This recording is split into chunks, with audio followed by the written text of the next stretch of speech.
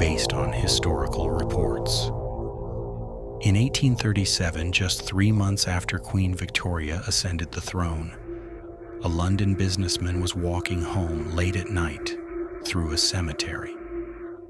Among the gravestones, he noticed a human figure that, with a single effortless leap, cleared the cemetery wall and disappeared into the darkness.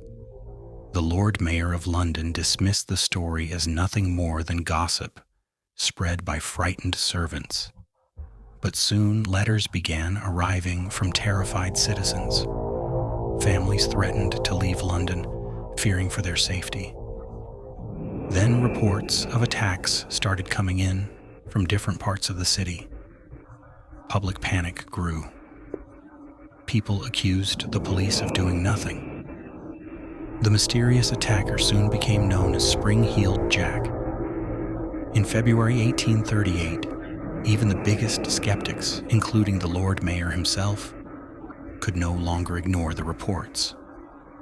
A brutal attack on a young woman named Jane Alsop shocked the entire city.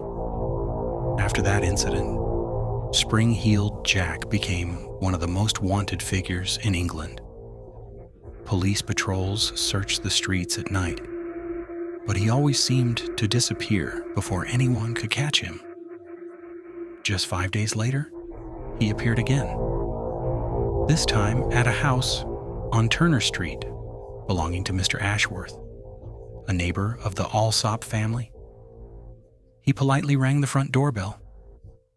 When a young servant boy opened the door, he found himself staring into the glowing red eyes of a terrifying figure.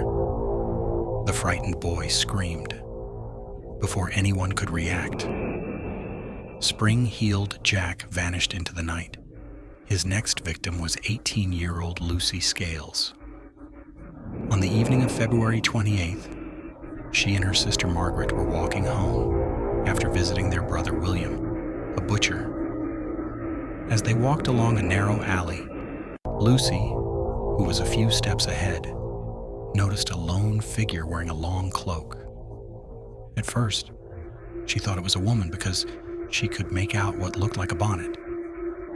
Then the stranger suddenly opened the cloak and blasted a stream of blue flames directly into her face.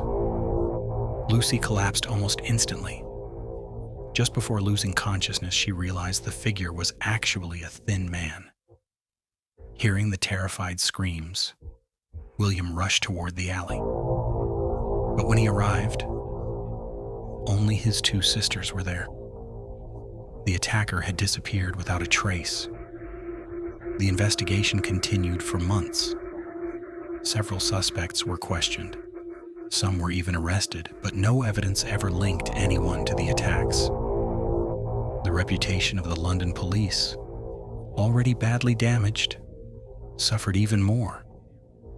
For the next 20 years, newspapers continued publishing reports of new sightings of Spring-Heeled Jack. In 1877, a sentry stationed at the military camp in Aldershot reported another terrifying encounter. During his night watch, he noticed a figure, confidently, walking straight toward him. The soldier ordered the stranger to stop. The figure kept coming. He fired several shots. Every one of them missed.